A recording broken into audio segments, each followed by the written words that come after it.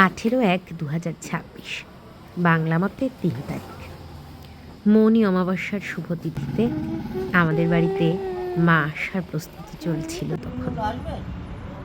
আসলে আমাদের বাড়িতে এই 2 বছর হলো আমার শ্বশুর বাড়িতে কালী পুজো হচ্ছে।